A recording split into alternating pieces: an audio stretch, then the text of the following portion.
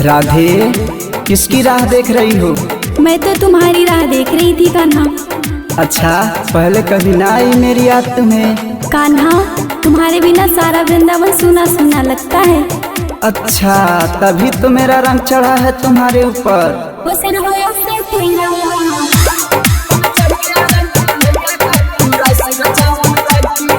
Lovely digital recording studio Bahraich. मुरली की धुन सुन के तू सुध बिसरावन लगी, मुरली की धुन सुन के तू सुध बिसरावन लगी। तुम चढ़ गया रंग कन्हैया का तू रस रचावन लगी, तुम चढ़ गया रंग कन्हैया का तू रस रचावन लगी। नंद बाबा के छोरे यो असर होया से तेरा, नंद बाबा के छोरे यो असर होया से तेरा। मन तू ही तू बस दिखे और जपू नाम में तेरा, मन तू ही तू बस दिखे और जपू नाम में तेरा।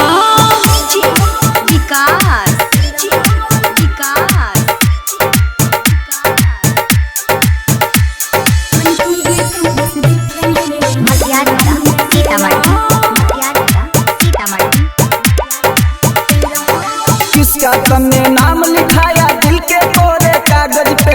तेरी खातिर आई कान्हा बरसाने से मैं सज के, तेरी खातिर आई कान्हा बरसाने से मैं सज के।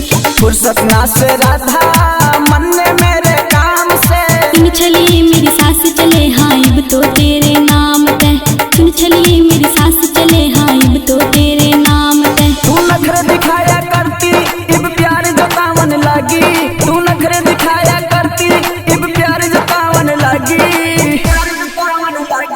तन चढ़ गया रंग कन्हैया का तू रस रचावन लगी, तन चढ़ गया रंग कन्हैया का तू रस रचावन लगी।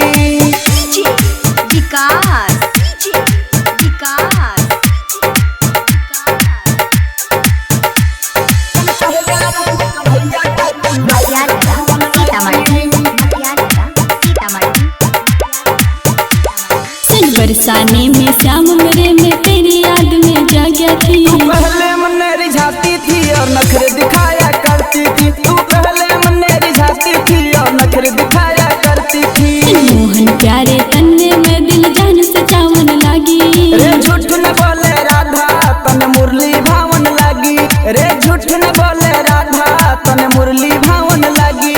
मेरी प्रीत पे शक्कर रिया से तेरे नाज उठावन लागी, मेरी प्रीत पे शक्कर रिया से तेरे नाज उठावन लागी। तने चढ़ गया रंग कन्हैया का तू रस रचावन लगी, तने चढ़ गया रंग कन्हैया का तू रस रचावन लगी।